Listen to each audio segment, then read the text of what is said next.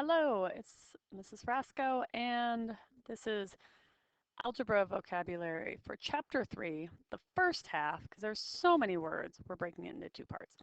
So I believe there's 11 words on this part. Here we go. Let's start. So first word is relation. And a relation is a pairing of inputs with outputs. What that means, pair means two, right? So when you hear pairing, think of two things. And you've got something going in and something going out. And the output is dependent on what the input does. So I have some examples over here, like the points on a test then give you your grade. So the points on the test is the input, the grade you get is the output, right? And they're a pair. That's a relationship or a relation. Your height and your shoe size is a relation. The taller you are, usually the bigger your shoe size is. So there's a relationship there, so we call it a relation. How about number of apps you have on your phone and the amount of memory that's been used on your phone? There's definitely a relationship there. So we call it a relation between these two. When you think of a relation, think of a relationship. In a relationship, there's two people, so it goes with pairing. That's a way to remember it. Okay, hit pause if you need to. Second word is function. Function is a relation that pairs each input with exactly one output. So this guy right here is a relation, because 1 goes with 5, 2 goes with 7, 3 goes with 9, 4 goes with 15. So this is a yes. This is going to be really bad. That is a relation. This one is not a relation because 2 and 7, 2 and 9, no, that can't happen with a function. Okay? Each input has to have its own output. So if 2 is 7, 2 can't also be 9. That is not what we call a function.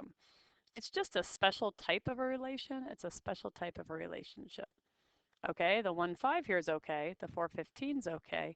But this part right here, wow, that was horrible, is what makes it not a function. Okay, right there. You can't have that. Okay, hit pause if you need to. Going on. So the next word is domain. Domain is the set of all possible input values for a function. So it's all the numbers that could go into a relation. They are the x values, so I would definitely put that over here. When you're looking at a graph or you're looking at some ordered pairs or a table, your x values, your inputs, are the domain. What it could look like is a list of numbers, like your domain could be, well, x is 1, 2, 3, and 4. Or it could look like an inequality, like x can be all numbers greater than 4. The difference is all numbers greater than 4 includes decimals, fractions, stuff like that. The list of numbers would just be those numbers, 1, 2, 3, 4. And it might be a situation where 1.5 doesn't make any sense. We'll be going over this a lot. The key is, remember that domain deals with inputs. Ooh, if you're a highlighter person, ready? Highlight this. So domain is your inputs of a function, and your inputs are your x values. So that's kind of the key right there. Domain is going with input, and input is your x values. There's the other half of domain. The other half of domain, oh, there's two different kinds of domain. First, so there's one that's called discrete domain. Okay, notice that domain is the same. This new word is discrete. This is what I was talking about before. So a set of input values that consist of only certain numbers in an interval. Usually we think of discrete as only whole numbers working as input values. So for example, number of apps that you have on your phone. That is a discrete domain because you can't have a half of an app. You can't have 0.2 of an app. You can have one app, you can have two apps, you can have three apps. Number of books in the library, same thing. Unless some kid cuts one in half, you're going to have whole number of books in the library. One book, two book, three book, etc. Number of cars in the lot, you can't have half of a car. I know some of you guys are thinking right now, what about a motorcycle? That's like half of a car. But yes, you get the idea. Okay, these are called discrete. Man, I don't have a good way for you to remember discrete. You might want to come up with a little trick to remember that discrete means inputs, input going with domain. Discrete means ones that are certain numbers, usually whole numbers. Okay, so the other part of discrete domain is a continuous domain. So sometimes your input values consist of all numbers in an interval, meaning even decimals will work. So for example here, number of minutes you read, you can read 1.5 minutes. You can read 1.16 minutes, right? Because we have seconds. Number of dollars you spend on food, you do decimals. You can have $1.30 that you spent on food. Number of tickets that you bought. Oh, that one's not right because you can't have number discrete, or you can't have a half of a ticket. So there's two.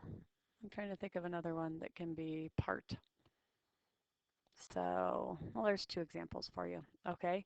Anything that can be a part is continuous, meaning every number will work, even decimals and fractions. Okay. Here's some keywords here if you'd like to highlight again. This is certain words. This is all numbers will work. Continuous means all the numbers in between will work.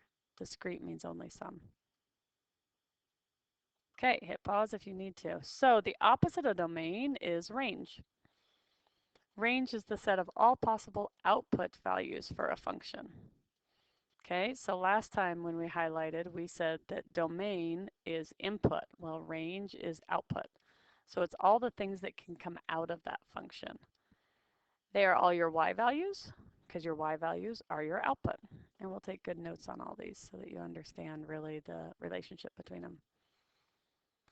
Can be a list of numbers, again, it could be like 1, 2, 3, 4, or it could be an inequality, like all the numbers less than -1 are part of this range. Okay, hit pause if you need to. This was a funny comic, so instead of a joke, I thought I'd show you a comic this time. Don't you wish your brain worked like this? I do. I saw a math problem, and up in my head, I just saw downloading the answer. Estimated time remaining. It'd be a bummer if it took 4 minutes and 14 seconds for you to do this, because hopefully you can do it a lot faster. But it makes me laugh. I wish my brain worked like a computer sometimes.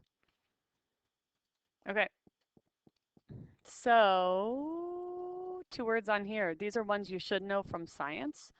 Independent variable and dependent variable. Independent variable is the variable that represents the input values of a function. So the independent variables are always your x values, okay? And these numbers can be chosen or controlled. This has to do with variable. Look at this. When you go to do your test, variable, variable, okay? Independent goes with input, but don't get that confused with domain and range, because domain and range aren't talking about variables at all. So if you see the word variable, independent variable, it's the variable that represents the input values of a function.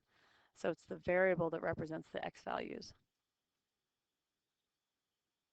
The way I always think of it are these are the numbers that I can choose or I can control. So when you're talking data, if it's the number of tickets bought, that is definitely the input or the independent variable, because you can control how many tickets are bought, right? Maybe you only have 50 tickets to sell.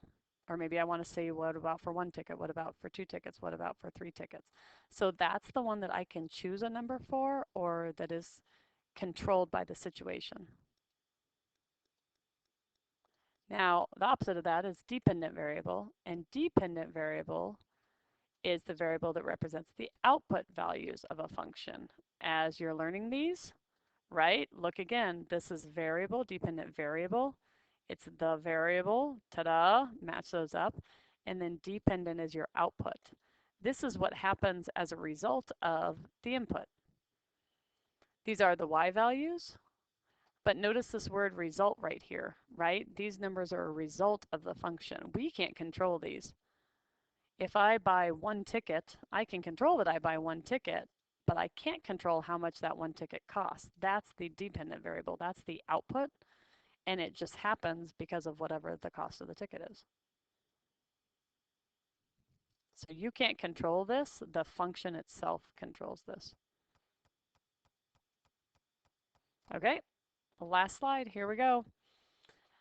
Different type of a function. This is a linear function. A function that is a constant rate of change and whose graph is a line. Okay, keyword to look for again, matching these up. Linear, notice that it has the word line right there. The graph of a linear function is a line. So this actually took me a while to figure out, and all of a sudden I was like, well, that's stupid. If it says linear, it has the word line in it, it actually makes a straight line when you graph it. Does have a constant rate of change. That's the same thing as slope, if you remember slope. Okay, hit pause. Nonlinear functions. So a nonlinear function is a function that does not have a constant rate of change and whose graph is not a line. So notice here, these two are almost alike again. Nonlinear, non means not. It does not have a constant rate of change. It is not a line. These are two examples. So this little blue graph wouldn't be nonlinear. This red graph, this thing's called a parabola, this would be nonlinear also. Okay, hit pause. Last one, function notation. So function notation is another name for y.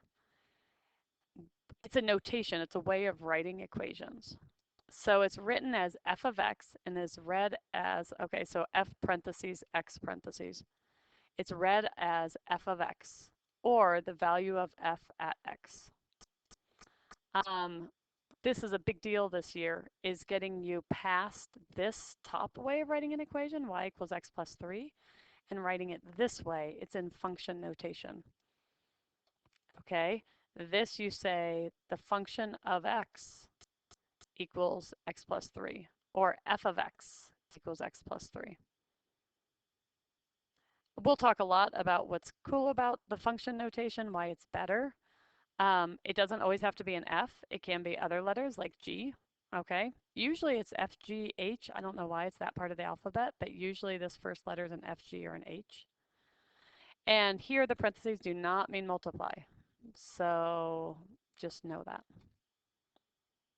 All right. Okay, good luck on the test. Oh, I was going to give you a little bonus word. Ready? If you listen to this whole thing, there is a word, and if you put it at the top of your vocabulary, when I come by and grade it, um, I will give you an extra credit point. So here we go. At the top of your vocabulary, put the word, what word should we use? Gold. Put the word gold at the top of your vocabulary. Don't tell anybody else. So if they didn't actually listen to this whole thing, they won't know the word. If you put gold at the top of your vocabulary, I will give you an extra credit point. Okay, thank you for listening, and we'll talk to you later. Bye.